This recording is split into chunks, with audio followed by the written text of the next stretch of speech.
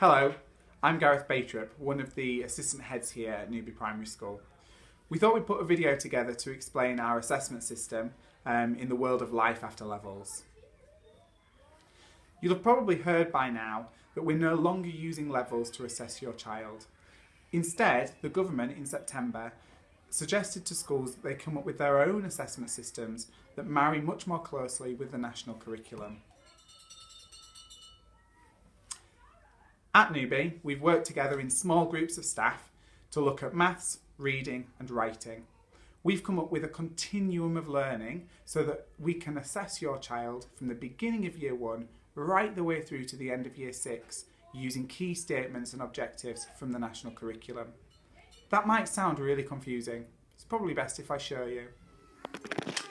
What you can see on the screen in front of you is a copy of the continuum for year 1 edition. On the left hand side you'll see it says S statement from previous year. That's the objectives copied from the early learning goal for reception. Then you'll see at the top it says B statement. We like to think of that as a beginning statement for year 1. Then you'll see W statement, which means working within year 1, and finally you'll see an S statement, which means secure. These secure statements, where possible, have been taken directly from the national curriculum. You'll see, for example, in the bottom row, in reception they have to do units, which is a single-digit number, added to another unit, single-digit number, within 10. And then, as they move further on into year 1, they have to add 2 units together within the tens boundary. Then they have to do that across the tens boundary. Then they have to do a 2-digit number, add a single-digit number within the tens boundary. That would be a working within year 1 statement, until eventually at the end of the year they'd move on to being able to add a 2-digit number to another 2-digit number to find the answer. The same can be said for all other year groups. In reading, writing and in maths. You'd find the secure statement from the previous year, a beginning statement, a working statement and a secure statement. In some cases, you'll see that there are 2 objectives for the B statement.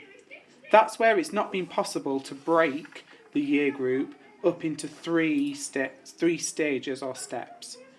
We want to make sure that this continuum allows us to teach your child effectively and to make sure that your child can see where they're making progress and where their gaps are. So now you've seen the continuum, you'll be beginning to understand how we're assessing your child here at Newby.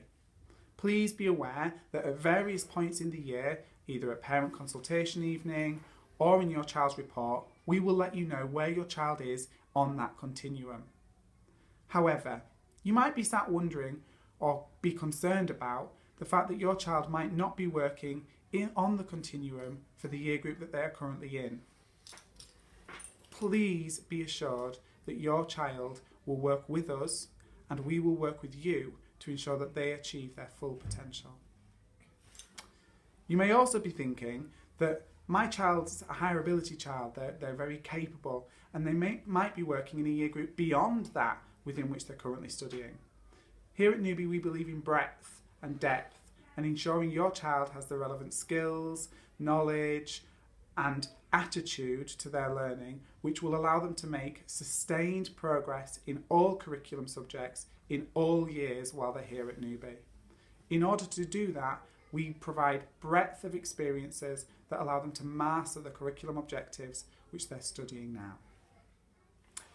Thanks very much for watching this video and for taking the time to be really interested in what your child's doing at school.